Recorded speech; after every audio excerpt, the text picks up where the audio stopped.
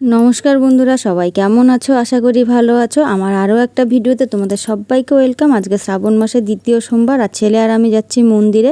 সাথে দেখো কে আছে, এই যে কমলাদি আছে। কমলাদি শুদ্ধ যাব আজকে মন্দিরে। আর কোন মন্দিরে যাব জানো? যাব হলো ডাংতলা শিব মন্দিরে।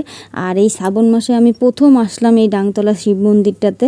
তো আমার এর আগে এমনি মন্দিরে এসছি, মানে এই মন্দিরটাতে এসছি, কিন্তু শ্রাবণ মাসে কখনো জল ঢালতে আসিনি। তো আজকে চলে আসলাম। তো দেখো মন্দিরটা কি সুন্দর, দেখে তো আমার ভীষণ ভালো লাগছে। আর ঢুকতেই নন্দী পাহারা দিচ্ছে শিব বাবাকে।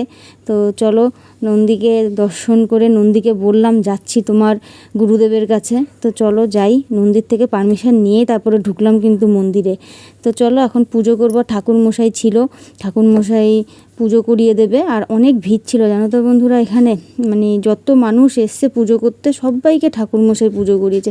আর এত সুন্দর পুজো করিয়েছে, আমার এত ভালো লেগেছে।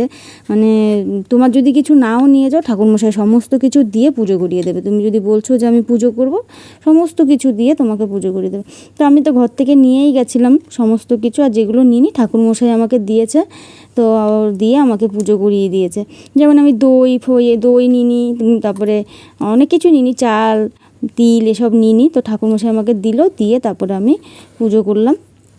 তো দর্শনও করে, যে নমস্কারও করে নিলাম। আর সমস্ত কিছুর মন্ত্র পড়িয়েছে, মানে প্রণাম মন্ত্রটা অবধি পড়িয়েছে জানো তো বন্ধুরা। এত ভালো লাগলো, অনেক দিন পর এইভাবে আমি পুজো করলাম। তো চলো নন্দীকে একটুখানি ধূপকাঠি দেখিয়ে নন্দীর কানে কানে একটু কথা বলে নিলাম। তো চলো এখন পাশে গণেশ বাবার মন্দির আছে, তো গণেশ বাবাকে একটু নমস্কার করে নিই। তো গণেশ নালে রাগ করবে না যে বাবাকে পুজো করতে এসে আমাকে একটু দর্শন করলো না। তো গণেশকেও একটুখানি নমস্কার করে এবার চলে আসলাম মাতা রানীর মন্দিরে। তো মাতা রানীর এখানেও নমস্কার করলাম। আর এই মন্দিরে আজকে সন্ধ্যাবেলা হবে শিবের বিয়ে, ওর জন্য ওখানে মুকুট বানাচ্ছিল। তো সেই ভিডিওটা আমি ক্যাপচার করতে পারিনি, তার জন্য তোমাদেরকে শেয়ার করতেও পারলাম না। তো তোমরা যদি কেউ মনে করো যে আসবা, তো আসতে পারো সামনের সোমবারে। তো এখানে মানে শ্রাবণ মাসের যে কটা সোমবার, প্রত্যেক সোমবারেই এখানে শিব পার্বতীর বিয়ে হচ্ছে। তো তোমরা সন্ধ্যাবেলা আসলে শিব পার্বতীর বিয়ে দেখতে পারবা। তো আমাদের তো সমস্ত কিছু হয়ে গেল, পুজো হয়ে গেল, ফটো ভিডিও রিলস সমস্ত কিছু করা হয়ে গেল। এখন বাড়ি যাব।